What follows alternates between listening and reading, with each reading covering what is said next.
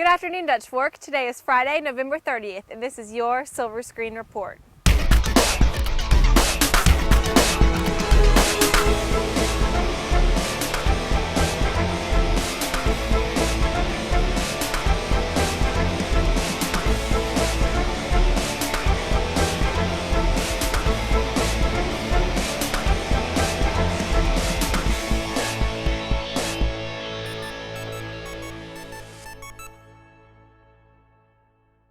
The last performance of the fall dance concert is tonight.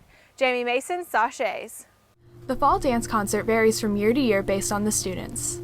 Well, every dance concert is always different because of the new people that we have, the new dances that we do every semester, and the new choreography that's being produced by our students. So every class is different because I have either new students that have joined, students that have gone in through higher levels, and so there's more technique, and it's just different voices. I expect everybody to have a good attitude and try their hardest and just give a really good performance. Several days of practice goes into the final performances. Basically, how we prepare is that we have classes with Miss Haynes. Also, during today, I know I have our last block, we're doing our class dance for today, and then right after school we have rehearsals. The music chosen for the performances includes different genres. One of the dances is Tainted Love, which is a kind of a jazzy piece. The other one is Under Pressure by David Bowie. And then I have one that's Wide Awake by Katy Perry, so it crosses several different decades. Dance has a different meaning for each student. I think of dance as another way of communication by itself, because you can dance no matter what's wrong with you physically or emotionally. Like if you have a physical disability like deaf in hearing, or like you can't speak, you can always use gestures, and that's also a way I feel is dance to me. It's a gesture. Dance to me, dance is like, it's life. Like everything you do and everything you do is pretty much dance. Like you wouldn't even know it. It's just everywhere you go. No matter what it is, it can be different styles, whatever. It's just how people communicate with others. This has been Jamie Mason for your Silver Screen Report. DECA holds an annual Christmas party to help underprivileged children. Daniel Hudson checks it out.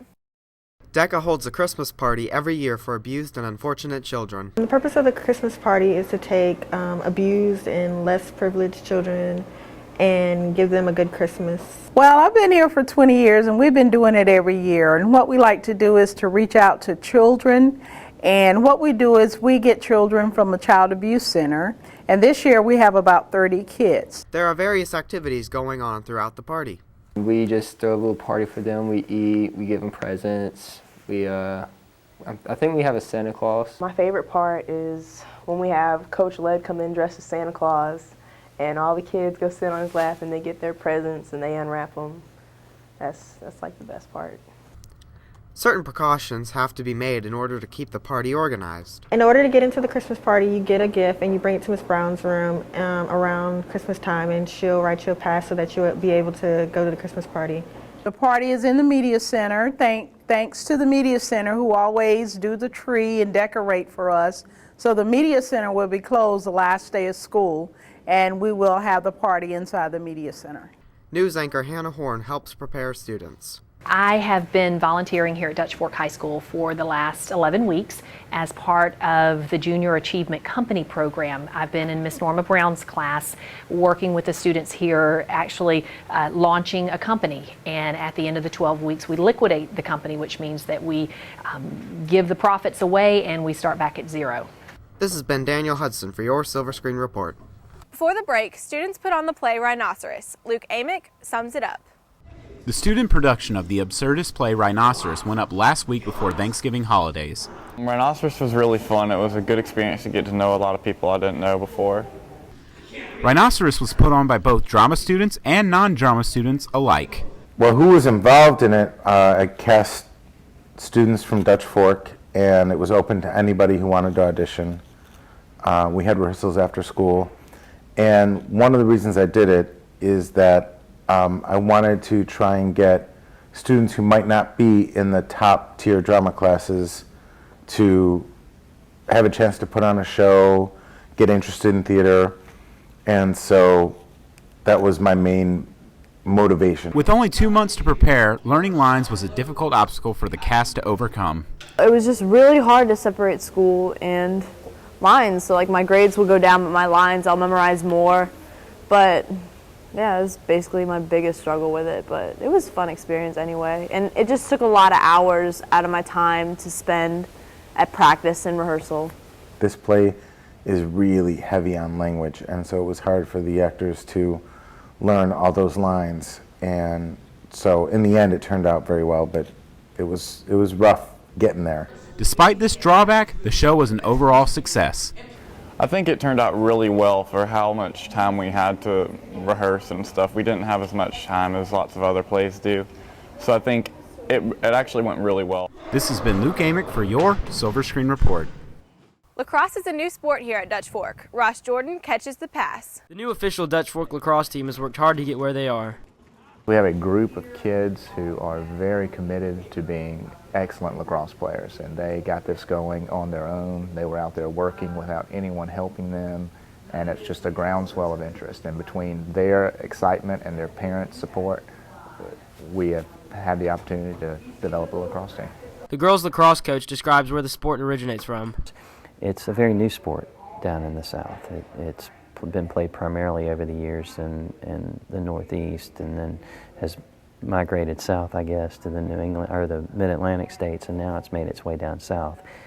It's a fast-paced sport, and it can involve a lot of players at any given time on the field, and so I think that lacrosse is a really great sport. Lacrosse is a combination of multiple sports. It's definitely different, but at the same time it's a lot of the same thing.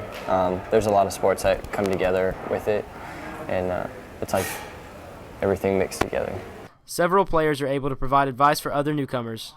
Have a serious attitude, like be enthusiastic and just try as hard as you can. Practice at home, play with your stick, learn the basics first. I recommend getting out and running a lot.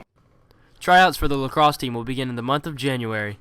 Come to tryouts when we have tryouts. You bring your stick, you bring your gear, and we just run some scenarios that would put you in lacrosse situations. We do some scrimmaging as well, and you're evaluated on your ability to compete with the other guys.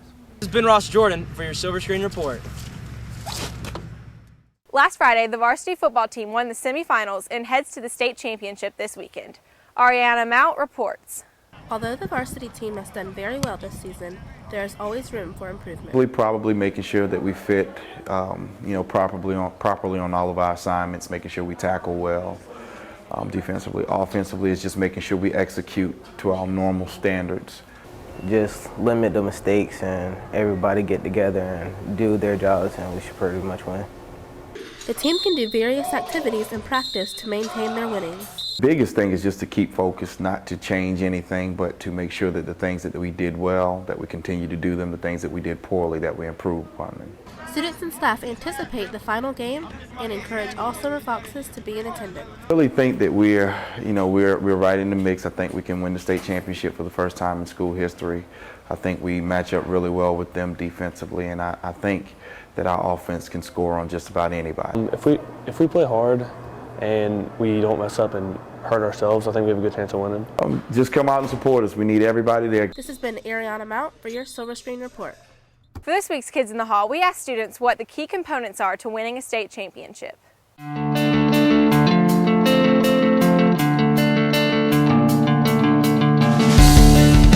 The key to winning the state championship is about passion, just as much about the fans as it is the skill of the players. Excellent teamwork and having good strategies, and just keep on leading ahead and being positive. The key to winning a state championship is you have to practice hard, you got to play hard, but most of all you have to have good fan support. I think Dutch Fork Pep Club does a good job of that. And I know we'll all be there at 3 o'clock at Williams-Bryce on Saturday and cheering them on to win the state championship. Key to winning state championship is just going out there to perform, doing what you know how to do, what you practice to do all year, and just performing to your best abilities, no holding back. The SAT word of the week is boisterous, an adjective meaning loud and full of energy. The last fall dance concert will be tonight in the auditorium at 7 o'clock. Tickets are $5. Varsity football will be playing in the state championship game tomorrow at Williams-Brice Stadium.